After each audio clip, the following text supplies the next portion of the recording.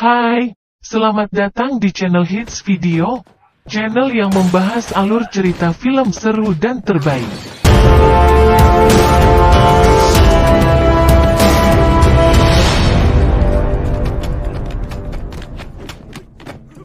Kali ini akan membahas sebuah alur cerita film berjudul Pesan. Film ini sangat seru dan menegangkan sehingga tidak usah berlama-lama bagaimana alur ceritanya, mari kita saksikan sampai selesai. Di awal film memperlihatkan seorang gubernur Tokyo yang baru saja terpilih sedang berpidato di depan para warganya. Di dalam pidato tersebut, si gubernur berjanji akan memberantas kejahatan serta peredaran tepung haram yang belakangan ini marak terjadi di kota Tokyo. Bukan hanya itu, ia juga membahas tentang para imigran yang semakin banyak berdatangan dan mereka seringkali berbuat onar. Si gubernur berencana akan segera membuat undang-undang baru yang berkaitan dengan para imigran dan ia tidak akan segan untuk memulangkan mereka ke negaranya.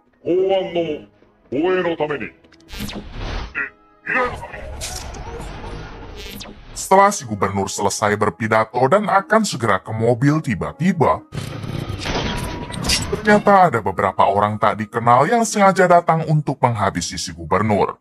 Kemungkinan mereka adalah orang-orang yang tidak setuju dengan apa yang direncanakan oleh si gubernur. Siang harinya adegan berpindah ke seorang pria bernama Kuroda. Diketahui Kuroda adalah pemimpin Yakuza dari golongan kelas B atau bisa disebut Yakuza generasi baru. Ketika Kuroda masuk ke dalam markas, ternyata di sana ada salah satu anak buahnya, yaitu orang yang tadi pagi menghabisi si gubernur. Artinya kematian si gubernur adalah rencana dari Kuroda. Di sini Kuroda langsung mengajak kelompoknya untuk merayakan keberhasilan mereka karena sudah menghabisi si gubernur. Di tempat lain kita akan diperlihatkan dengan sekelompok gangster Cina yang ada di Tokyo. Dan kelompok ini dipimpin oleh seorang pria bernama Chen. Saat itu anak buahnya sedang melakukan sumpah setia untuk terus tunduk kepada Chen. Diketahui kalau kelompok Chen sudah beberapa tahun ini menjalin bisnis dengan kelompok Yakuza yang dipimpin oleh Kuroda. Mereka saling bekerja sama dalam peredaran tepung haram ke luar negeri dan paling banyak adalah ke Amerika. Bukan hanya itu, kelompok Chen juga ternyata terlibat atas aksi penyerangan si gubernur tadi pagi. Bahkan ada salah satu anak buahnya yang ikut turun dalam menghabisi si gubernur. Kemudian di waktu yang sama, Chen dan Kuroda masing-masing menghabisi anak buah mereka sendiri yang tadi pagi ikut menjalankan misi pembunuhan si gubernur. Time to go. Semua ini sengaja dilakukan yaitu untuk menghilangkan saksi supaya Chen dan Kuroda tidak terseret jika kasus tersebut sampai tercium oleh polisi. Beberapa hari kemudian, kasus kematian si gubernur kini sudah tersebar ke seluruh negeri termasuk CIA Amerika yang ada di Jepang. Oleh karena itu, ketua CIA yang ada di sana langsung menghubungi anggota terbaiknya untuk datang menghadap. Tak lama dari itu, datanglah anggota CIA terbaik mereka yang bernama Travis. Kemudian disusul oleh rekannya yang bernama Agen Mac. Di sini ketua CIA mengatakan kalau Travis dan Agen Mac akan ditugaskan untuk menangani kasus kematian si gubernur secara rahasia. Karena ia yakin kasus tersebut ada hubungannya dengan para Yakuza dan selama ini ada sebagian kelompok Yakuza yang terus mengedarkan tepung haramnya ke Amerika. So where are we involved? Well, you know, life is never that simple. Nobody knows the bad guys like you do. Di sisi lain terlihat kelompok Kuroda dan kelompok Chen sedang mempersiapkan pengiriman ke Amerika karena memang target pasar mereka yang utama adalah ke negara tersebut. Kembali ke Travis dan Agen Mac yang sekarang diminta oleh ketua CIA untuk mendatangi TKP penembakan si gubernur. Singkat waktu sesampainya di sana, ternyata Travis ini sangat ahli dalam menganalisa TKP. Dengan hanya melihat rekaman CCTV, ia langsung tahu kalau orang yang mengeksekusi si gubernur kemungkinan adalah kelompok Yakuza yang bekerja sama dengan gangster Cina. Hal tersebut ia ketahui karena orang itu mempunyai tato Yakuza, namun ia juga memakai kalung yang biasa dipakai oleh kelompok gangster Cina. Alright, you see that gold emblem around his neck? See if you can come real close on that. Setelah itu, Travis mendatangi kampung Cina yang ada di Tokyo. Ternyata ia datang ke sana untuk menemui salah satu sesepuh dari para imigran Cina yang ada di Jepang. Di sini, Travis langsung mengatakan bahwa ia sudah tahu kalau ada sebagian gangster Cina yang bekerja sama dengan Yakuza. Untuk itu, Travis meminta kepada si sesepuh agar menasehati mereka untuk tidak macam-macam karena akibatnya akan berimbas kepada para imigran yang lain. Si sesepuh berterima kasih kepada Travis karena sudah mengingatkannya dan ia akan mencoba menasehati mereka. Kemudian keluarlah anak si sesepuh yang bernama Mei Ling. Mei Ling begitu senang karena ia sudah lama tidak bertemu dengan Travis. Ternyata Mei Ling ini adalah murid Travis dan sekarang Mei Ling sudah cukup ahli dalam memainkan pedang sama seperti Travis. Setelah itu, Travis mengajak agen Mac untuk menemui ketua Yakuza senior atau Yakuza generasi lama. Sesampainya di sana, Travis langsung disambut baik oleh ketua Yakuza senior yang saat itu sedang bersama rekan-rekannya. Travis bertanya apakah kematian si gubernur ada hubungannya dengan para Yakuza senior. Sang ketua menjawab kalau organisasinya tidak diperbolehkan ikut campur ke dalam dunia politik atau pemerintahan Jepang. Artinya para Yakuza senior tidak tahu apa-apa mengenai insiden tersebut. Kemudian sang ketua mengatakan kalau insiden itu mungkin ada hubungannya dengan kelompok Yakuza kelas B atau Yakuza generasi baru. Di sini sang ketua berjanji akan ikut membantu Travis memecahkan kasus tersebut. Ternyata sang ketua juga sudah mulai geram dengan kelompok Yakuza generasi baru karena mereka sering kali berbuat onar dan hal itu tentu akan mencoreng nama Yakuza. Diketahui Travis sangat dihargai oleh kelompok Yakuza senior karena Travis sudah banyak sekali membantu kelompok mereka. That's why I came. Thank you. Go Bruins! Di sisi lain, ketua CIA menghubungi salah satu agen wanita bernama Agnes ini orangnya untuk terus mengawasi Travis.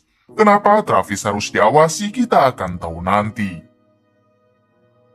Kembali ke Travis dan agen Mac yang sekarang akan menemui seorang wanita yang merupakan pacarnya Travis. Sesampainya di sana, Travis menyuruh agen Mac untuk pergi saja sementara ia akan masuk ke dalam. Ini dia pacar Travis yang bernama Nayako. Diketahui Nayako adalah mantan seorang Yakuza yang sekarang bekerja di pemerintahan. Di sini Travis bertanya kepada Nayako apakah Nayako tahu tentang para Yakuza generasi baru.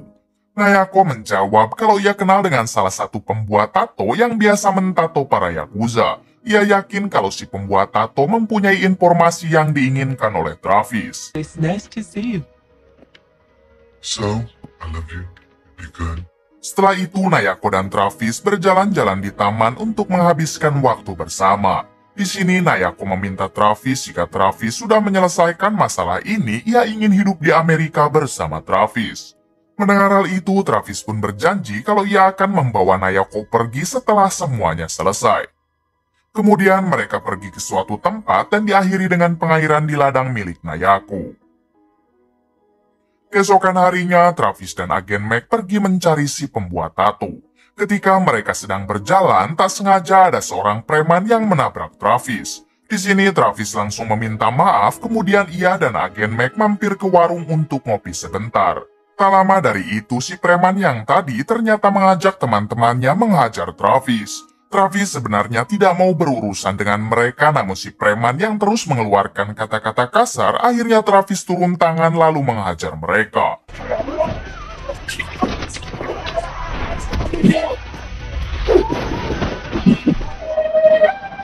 Tak lama kemudian, para polisi berdatangan dan Travis meminta agen Mac untuk menyelesaikan urusan ini.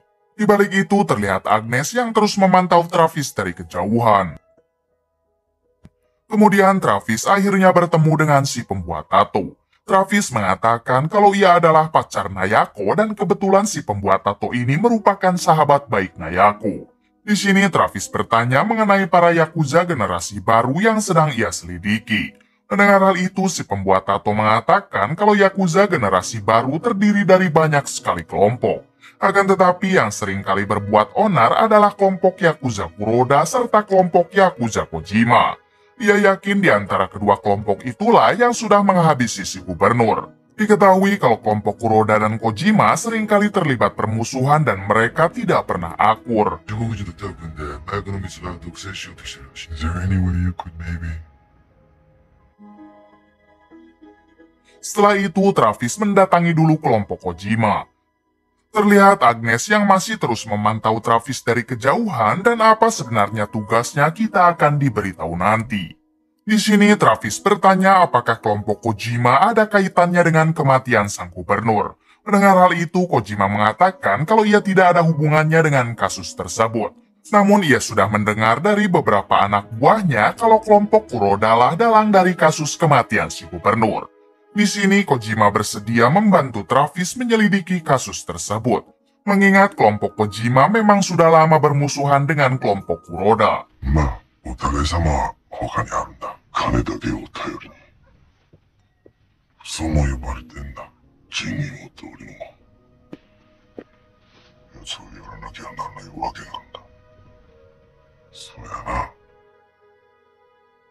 Di sisi lain terlihat Kuroda sedang mengobrol dengan Chen, yaitu ketua gangster Cina. Tak lama kemudian datang satu anak buahnya yang ternyata orang ini adalah orang yang tadi siang dihajar oleh Travis. Setelah menceritakan semuanya, Kuroda meminta orang tersebut agar memotong satu jarinya sebagai permintaan maaf, yaitu karena orang ini sudah berbuat onar sampai memancing para polisi kota berdatangan. Setelah itu, Kuroda dengan sadis langsung menghabisinya. Keesokan harinya, Kuroda tiba-tiba mendapat sebuah surat ancaman. Saat dibaca, ternyata surat tersebut dari musuh kelompoknya, yaitu kelompok Kojima. Kuroda yang tidak takut sama sekali, ia pun menganggap enteng surat ancaman tersebut. Namun Kuroda langsung meminta anak buahnya untuk menghabisi kelompok Kojima.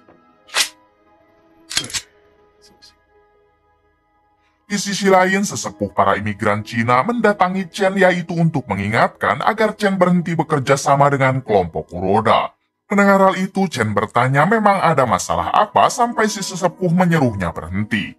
Si sesepuh mengatakan kalau kelompok Kuroda sekarang diincar oleh seorang anggota CIA bernama Travis. Ia sangat paham betul dengan kebrutalan Travis sehingga lebih baik para imigran seperti mereka tidak macam-macam dengan Travis. Setelah itu, Chen yang tidak peduli dengan nasihat si sesepuh, ia pun segera menghubungi Kuroda dan menjelaskan kalau Kuroda sekarang sedang dipantau oleh CIA bernama Travis. Mendengar hal itu, Kuroda pun tidak gentar walaupun ia tahu kalau Travis adalah orang yang sangat dihargai oleh para Yakuza generasi lama. Kuroda juga sebenarnya paham akan kebrutalan Travis. Malam harinya memperlihatkan anak buah Kuroda yang mulai menghabisi satu persatu anggota Kojima.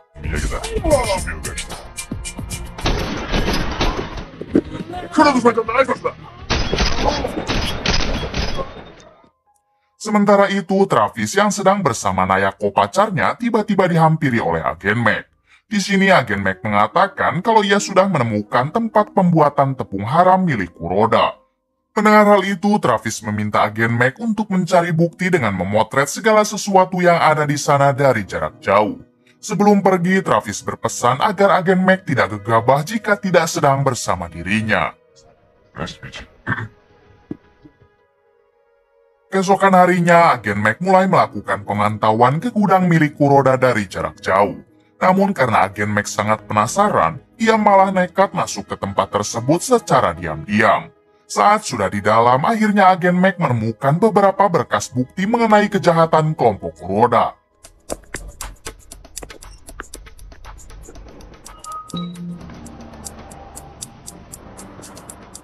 Sayangnya bersamaan dengan itu, dua anak buah Kuroda masuk dan memergoki agen Mac. Untungnya agen Mac segera menodongkan senjata hingga akhirnya ia berhasil keluar dengan selamat.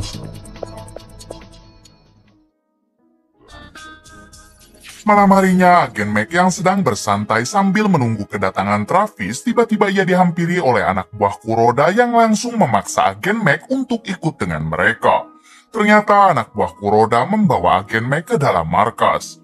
Kebetulan di markas itu juga ada Chen, si ketua gangster Cina. Tanpa ragu mereka langsung menyiksa agen Mac lalu menghabisinya. Di sisi lain, Kojima mendatangi para petinggi Yakuza generasi lama untuk meminta bantuan. Kojima mengatakan kalau anak buahnya banyak yang sudah dihabisi oleh kelompok Kuroda. Ia juga memberitahu kalau kelompok Kuroda bekerja sama dengan kelompok gangster Cina dalam memasarkan tepung ke luar negeri dan menghabisi gubernur Tokyo. Artinya nama besar Yakuza sekarang sedang dicoreng oleh kelompok Kuroda.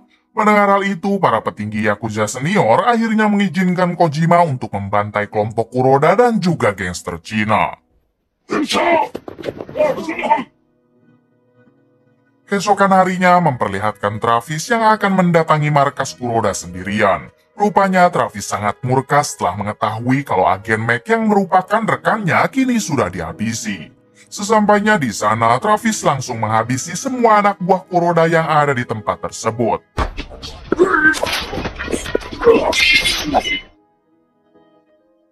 3 jam setelah itu datanglah beberapa anak buah Kuroda dan mereka dibuat kaget setelah melihat tempat ini sudah berantakan. Namun entah mengapa semua jasad yang tadi dihabisi Travis sekarang sudah menghilang. Di sisi lain anak buah Kojima juga mulai membantai satu persatu anak buah Kuroda yang saat itu ada di pinggir jalan.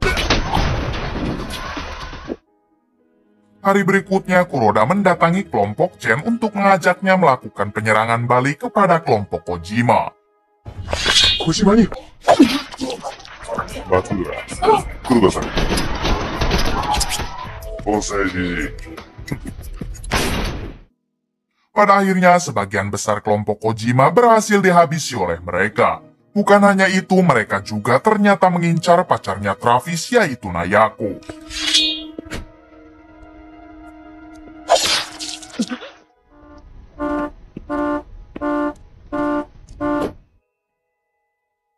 Setelah kematian Nayako, Travis menemui Meling yaitu muridnya dulu. Di sini Travis ingin tahu di mana keberadaan markas para gangster Cina yang dipimpin oleh Chen sebab Travis sadar kalau gangster Cina juga terlibat. Kemudian dengan bantuan dari Meling, Travis akhirnya bisa masuk ke dalam markas kelompok Chen. Tanpa banyak basa-basi, Travis langsung menghabisi mereka satu persatu sampai tidak ada yang tersisa.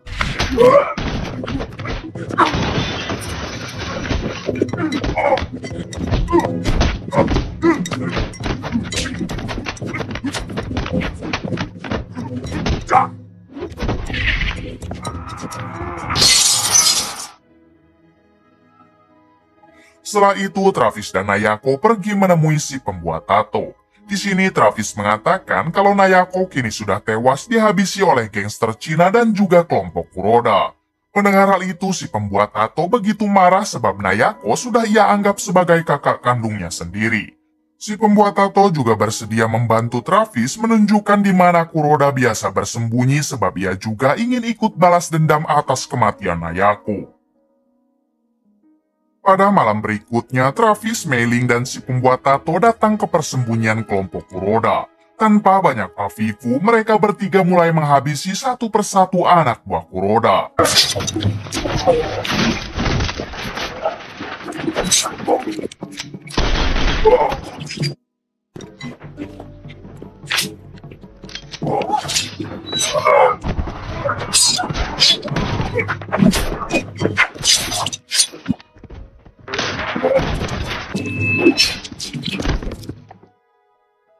Di suatu kesempatan, si pembuat tato yang sudah menghabisi sebagian anak buah Kuroda, ia pun masuk ke ruangan Kuroda. Di sini si pembuat tato mengajak Kuroda berduel dengan pedang, namun tiba-tiba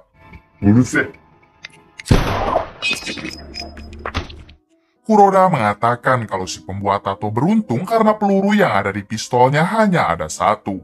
Bersamaan dengan itu datang Travis hingga terjadilah perduelan sengit antara Travis dan Kuroda.